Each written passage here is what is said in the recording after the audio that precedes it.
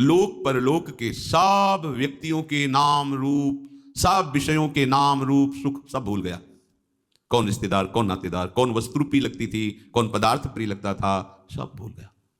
लोक परलोक के सारे सुखों के नाम रूप, अमुक वस्तु उसका रूप उसका नाम, अमुक व्यक्ति उसका रूप उसका नाम, ये सब नाम ने भुलवा दिया, विस्मरण हो गया।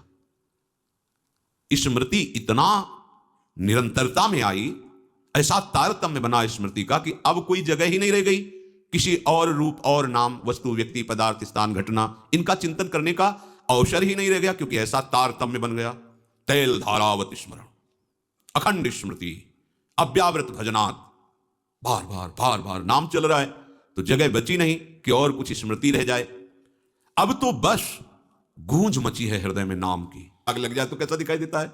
ऐसे उस रूप को जिसको देखने के लिए तुम्हें श्री जी ने आकर्षित किया है, जिस महिमा आप समझ नहीं पा रहे। इतना बड़ा कोई खिलाड़ी होगा श्री कृष्ण जैसा?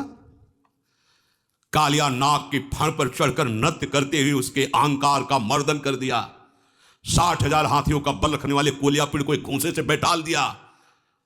मुष्टि चाणूर ऐसे महाबली की कोई इनके सामने नहीं खड़ा हो सकता, ऐसे पछाड़ के गुड्डी गुड्डा की तरह ऐसे मार के फेंक दिया। कंस जैसा महावीर जिसके बल से प्रभावित होकर जरासंध ने अपनी 2 पुत्रियों का ब्याह कर दिया, घसीट के सिंहासन से पटक के मार डाला, ऐसे महाबली के बल का तुम्हें गर्व नहीं है?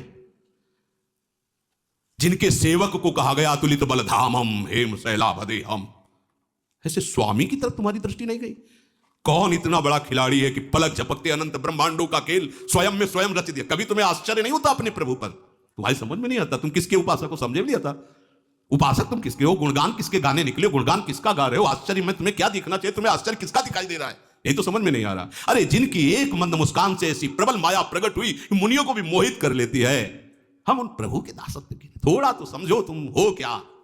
समझो, तुम अपने को समझो, तुम दूसरे को क्या समझ पाओगे? अपने को समझो, तुम हो क्या? हरि के दास हो, हरि का दास।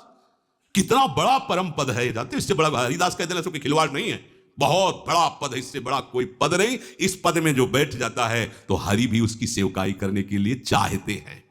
देखो ना, कह रहे मैं पीछे पीछे डोलता हूं, उसकी चरण रज मेरे ऊपर पड़ जाए। तो उपासक को चाहिए